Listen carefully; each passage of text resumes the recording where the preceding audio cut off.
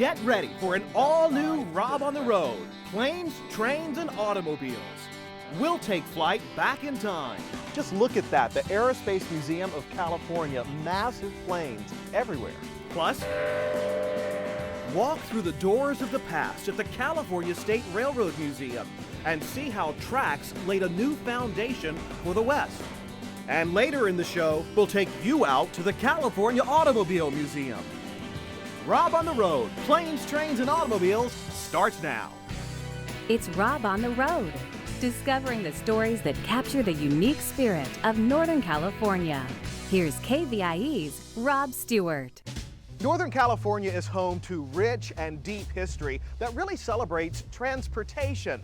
So let's hit the road, have a little fun, and learn a lot about this area's moving museums. We begin by taking flight.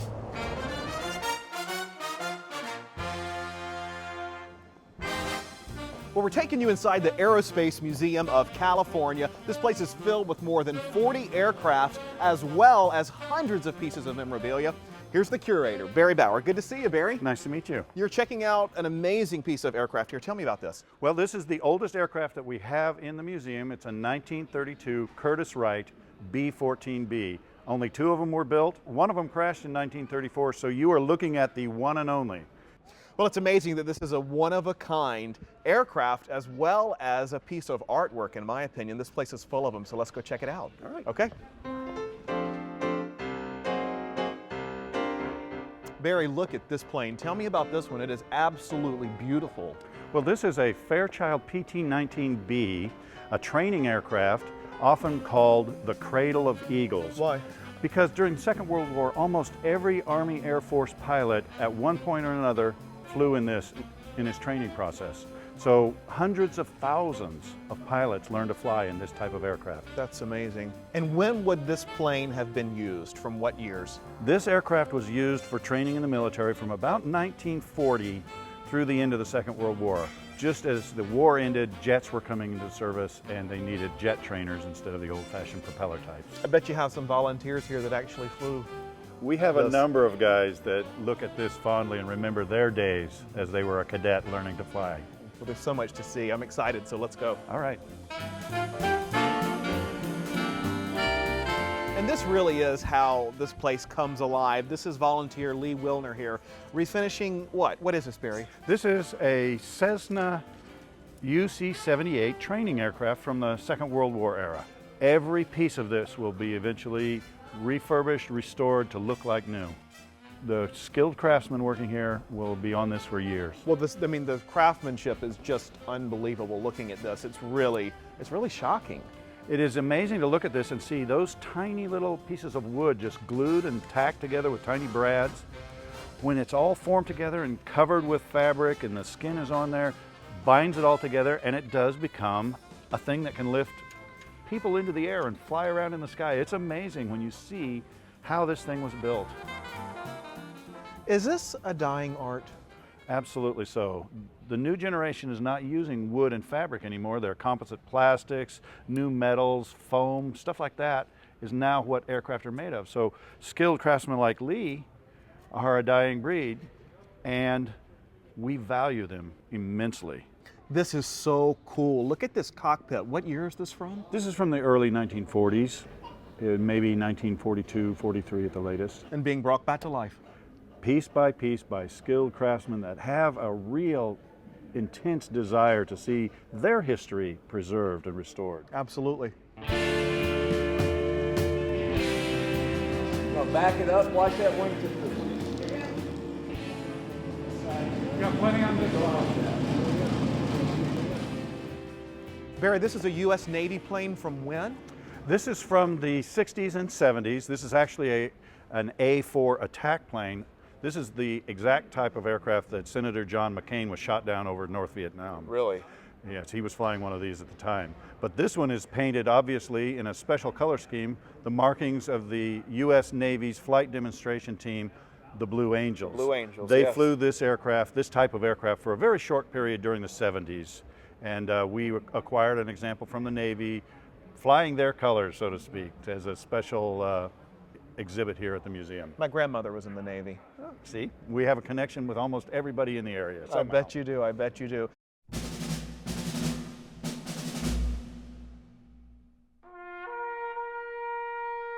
We have to talk about this jacket and the significance of it, Barry. It really is important.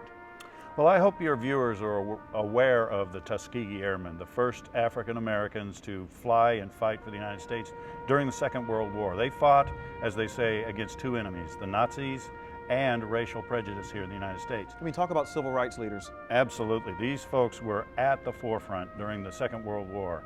This jacket was donated by Mrs. Edith Roberts, a resident here of Sacramento. Her husband, George, and his nickname was Spanky, George Spanky Roberts, was one of the first 5 graduates of the Tuskegee Airmen program back in 1942. Because there were thousands. There were many thousands during the course of the war. By the end of the war, they had equipped 4 squadrons of combat aircraft for service overseas.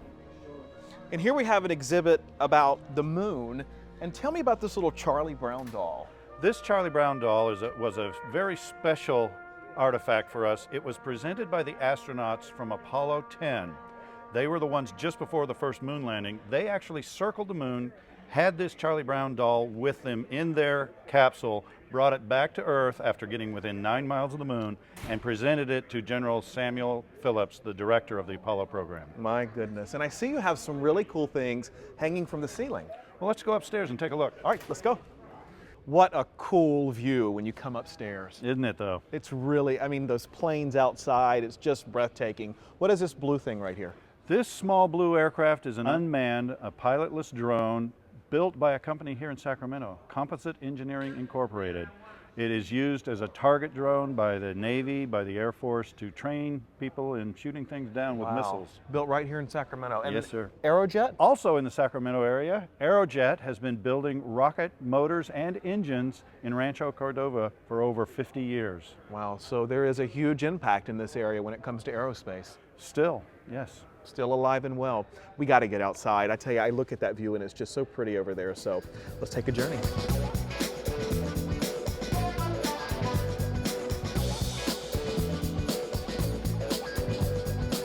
This is massive and impressive out here. More than 30 planes at the Aerospace Museum of California outside. We are very proud of our collection, and it's growing all the time. We acquire new aircraft from time to time, a couple a year. Wow, that's great. There's a one in the back that holds a place in history. Oh, yes. I'd like to go see it. Sure.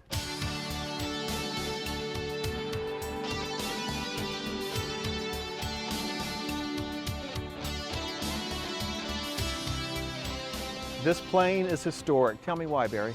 This is a Grumman F-14 Tomcat. Most of you probably know it from the movie Top Gun. Yeah. Yeah, amazing movie. Really stoked the interest in this type of aircraft in naval aviation.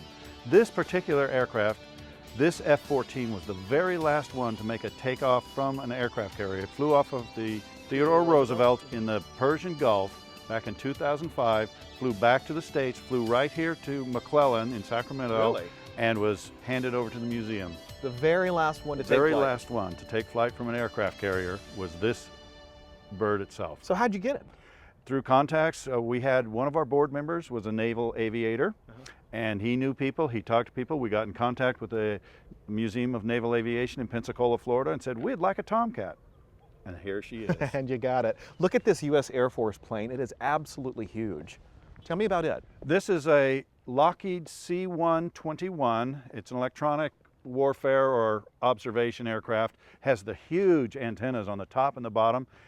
For many, many years, almost 2 decades, it flew patterns off the coast, the west coast of the United States and the east coast as well, watching for Soviet aircraft or missiles coming in. Those are radar sets that were manned 24 hours a day, 7 days a week for over 20 years. And it's so neat how you can get right up and close to these planes. I mean, where else can you do this? That's one thing about this museum that sets it aside from others, that we want people up close. We want them in and under the planes. We want them looking around, touching to a degree, but we want people to experience them.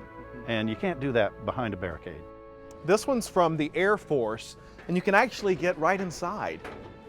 Yes, we keep 3 aircraft open. Any day that we're open, you'll be able to come inside this one and a couple of others to see what it's like in one of these warbirds from 40, 50, 60 years ago. Can we get in the cockpit? Sure, go ahead. Let's go. We're here in the cockpit. How cool is that? Isn't it amazing to think that people flew these things, carried cargo all around the world for 30, 40 years in this type of aircraft? And this one's getting ready to get a major overhaul. Yes, we've received a grant from the federal government to restore a number of our aircraft, and this one is going to get overhauled, completely restored inside and out to pristine condition. Because you said they're national treasures. Absolutely true. They are irreplaceable. They tell a story, a part of our nation's history that cannot be lost, and these sit outside. So we're going to do everything we can to bring this back to showroom condition here in the next year or so. You know, I want to ask you, because you're really leaving behind a big legacy here. You, as the curator, get to design how things are laid out here. Why do you do this? What is your story? Well, I was born into an Air Force family. My father was a career enlisted man in the Air Force. I grew up around aircraft. I love the history of aircraft. And this is a place where I can not only delve deeply into it, but I can leave behind, as you say, I leave behind a legacy through exhibits telling the stories of these aircraft, but more importantly, the people of the Sacramento area that were involved with these aircraft. And it's a huge, huge story to tell. And you're helping to keep that heritage and history alive. That's my calling. All right, Barry, well, it's good to see you. Thank you so much for joining us. Barry Bauer here at the Aerospace Museum of California. Stay with us for a golden opportunity celebrating the railroad and the West.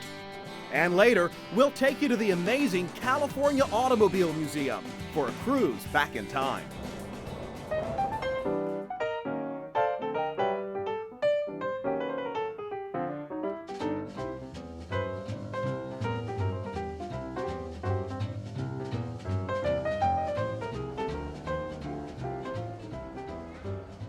And here we are inside the California State Railroad Museum with Museum Director Paul Hammond. Hey, Paul. Hey, Rob. Good to see you. Thank you for having us here. Boy, this is a popular place. Group after group keeps pouring in. Well, it is. This is North America's most popular railroad museum, and as you can see, there's a lot of good reasons why. It's a great place, and we've got a lot of fourth graders in particular learning about California history. Well, talk about California history. This place really does showcase really what helped the West become the West, correct? If you think about California entering the Union in 1850, and you think about the kind of transportation that existed, there wasn't a way to get from here to there quick. The railroad is the means that overcomes time and space. By 1869, it's possible to get to California all the way from the East Coast in 10 days or less. That's big. And how did what we see behind us have a role in that? What is this? Well, this is actually the very first locomotive of the Transcontinental Railroad. Wow. It broke ground right here in what's today Old Sacramento, just about 2 blocks away from where we're standing today at the foot of K Street. This locomotive was part of the construction machinery, and of course that crew then proceeded to build up into Donner Pass over the Sierra. It was a very long and arduous process because that was the wilderness, which is what this gallery is all about. You're overcoming the wilderness. Railroading was a technology that was already well known, but nobody had ever tried to build a railroad under quite these conditions over quite this terrain. Well, this place is 250,000 square feet, 2.5 acres, filled with artifacts that'll really take your breath away. So we got a lot to see. Let's go do it.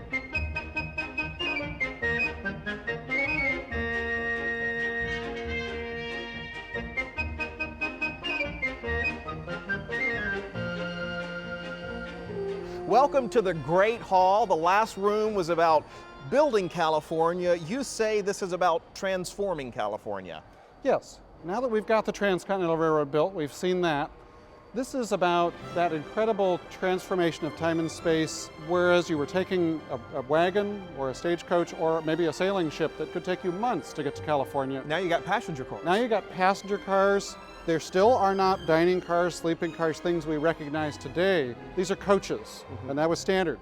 But oh my gosh, what a change from what you had gone through before, where you might not even ever make it alive. I can't imagine the transformation. And over here we have these beautiful passenger cars. Although they were basic at the time, they're still very beautiful now. Basic, but if you will, they're Victorian architecture set up in a railroad environment, rolling along on wheels. So they have all that fine striping, you've got lovely woodworking, painted ceilings. It's an incredible array of decor. We wouldn't consider it terribly comfortable today, but it's really beautiful. Well, that's what surprises me the most. You know, I'd never been in here before this. And just to see the beauty and the craftsmanship that was put in to these pieces of art, these trains, is astonishing. It's not entirely by accident, but you really have to sort of get out of where you are today looking at these and consider what they really meant then. These Yes. are transforming artifacts of the Industrial Revolution. The very locomotives are painted up so intricately with gold leaf and other things that we wonder today, why did they bother? But you really had the engines of change for the Industrial Revolution. You had these symbols of progress, and America as a nation was embracing the railroad as its transforming cultural icon. Very interesting. That explains the beauty, and this place is full of it.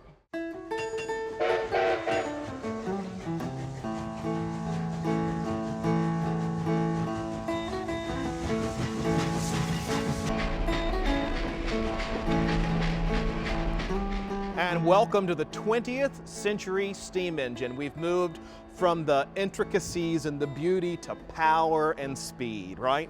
Absolutely. This locomotive is from the early 1920s. Okay.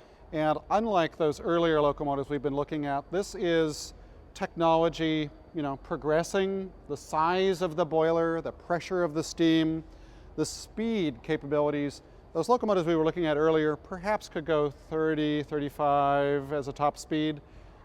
This one's meant to be going 80, 90, sustained speed running. It was specifically built to cross the Nevada desert once you'd gotten over Donner Pass. So you get over and...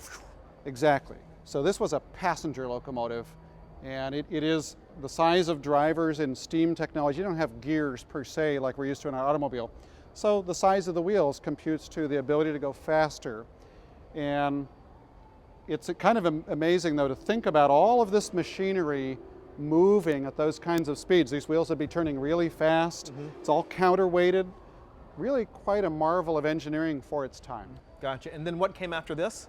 Well, of course, after locomotives like this, literally comes the diesel. The diesel. All right, well, let's go see it.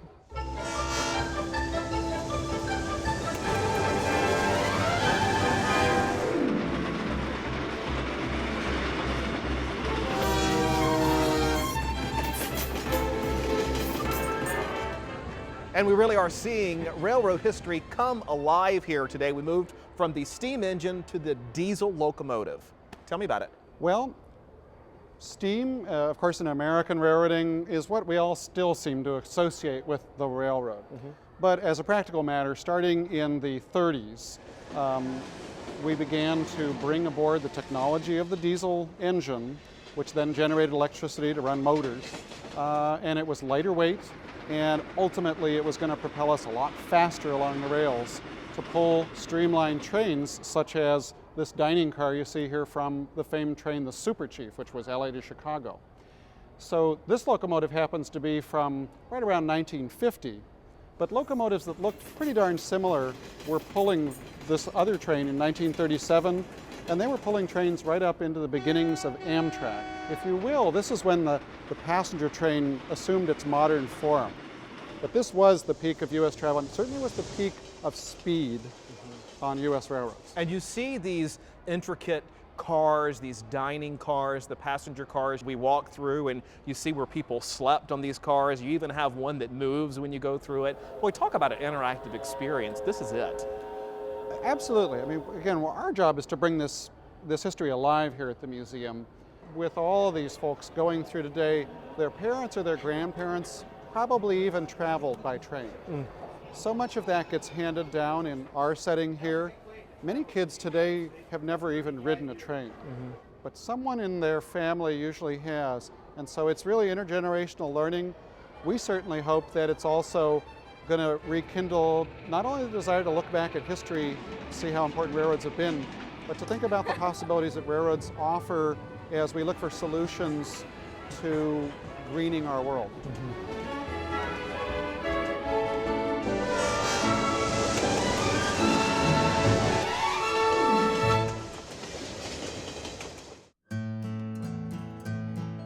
This is not what it appears to be. It is very much an authentic solid gold spike.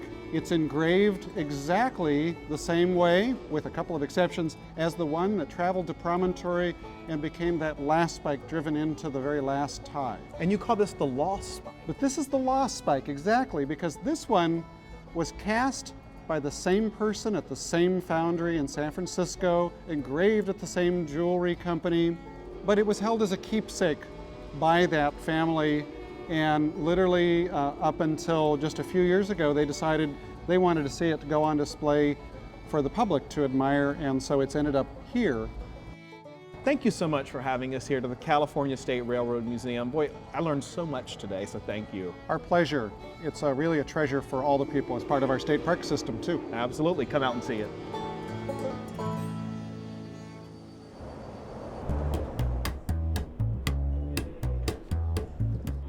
And here we are inside the California Automobile Museum in Sacramento. It really is a walk down memory lane and very much a people story. One of the docents, Bill Millard, is here to tell us all about it. Good to see you, Bill. Good to meet you, Rob. Thanks for having us. And I'll tell you, everywhere you look, you see a stunning piece of what I consider art. Do you? Indeed. I fall in love just about every time I come in here. Yeah, with a different car probably every time, too. I understand they're standing next to a very famous one right here. Tell me about this one. This one belonged to A.P. Giannini, the founder of Bank of America. He liked to be driven around in style, obviously. Clearly, yeah. What kind of car is this? This is a K Lincoln. A K Lincoln. One of the big ones. How old? 1933. So we moved from one that's very famous to this one over here. What is this car? It's a beauty. 1931 Chrysler 8 Roadster. So I'm hearing a lot of the 30s in this area. Are all of these cars from that era that we're standing in? Some 20s, mostly 30s, yes. 20s and 30s. Even during the Depression. The Depression caused a lot of this because the companies that made the luxury cars were not selling the cars as they should because people couldn't afford them. They were trying to outshine each other. Oh, really? With beautiful body styles, just wonderful stuff. We had the technology down to where they were pretty reliable.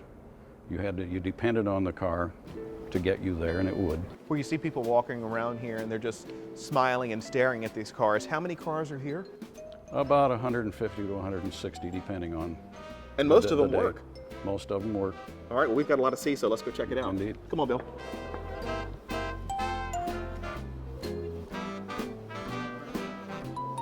It's hard really to pinpoint the first car because you get a lot of different answers and variations, but this is something special. It's a quadricycle, Henry Ford's first car, correct? Yes, it is. Tell me about it. Well, it had taken him from about 1893 to 1896 to get the engine developed and this car built, strictly for purposes of proving his concept. Henry Ford, early in the game, had the notion that everyone should be able to drive a car. And you can see here, it's interesting, see the bricks that are busted out on the wall over there? When Henry Ford built this in his garage, he wasn't thinking about how he's going to get it out of there, so he had to bust the bricks out to get the car out. Yes. Yeah, irritated the landlord, something awful, until the landlord got a ride, and then he made the door bigger.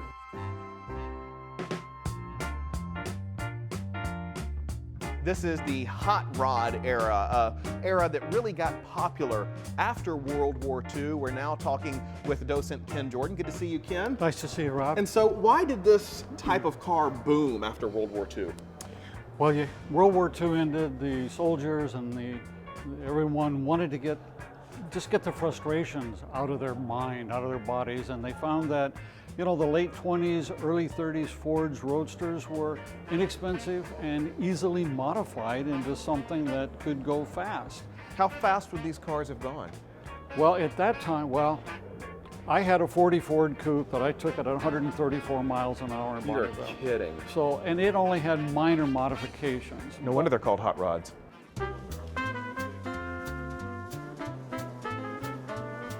Here we have an exhibit about what you might have gone to Yosemite in about 100 years ago. That's true. What the cars you see here are typical for the time period that you would have seen on the road. This is what you would have driven into Yosemite to your campsite, or if you stayed at Camp Wawona, typical of what was available.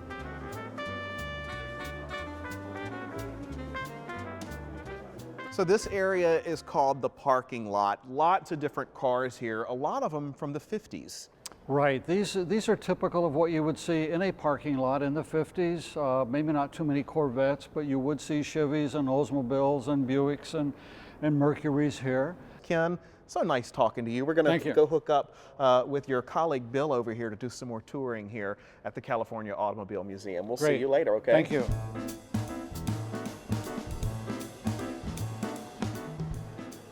What is it about cars that strikes a chord with your heart? It's the package to me. It's the art. It's the go fast because I'm a race fan. And it's the people stories. Millions of people stories.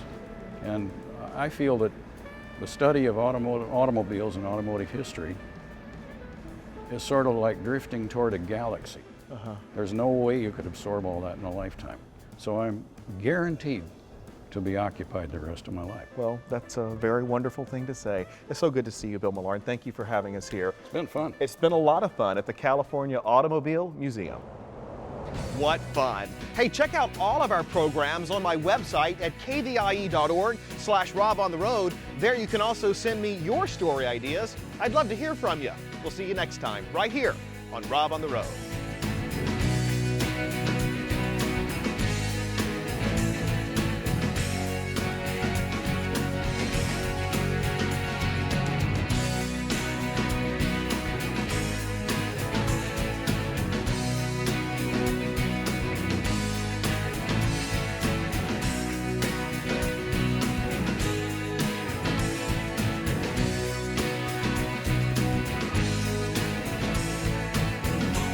To order a DVD copy of this program, call 888-814-3923 or visit kvie.org/viewfinder.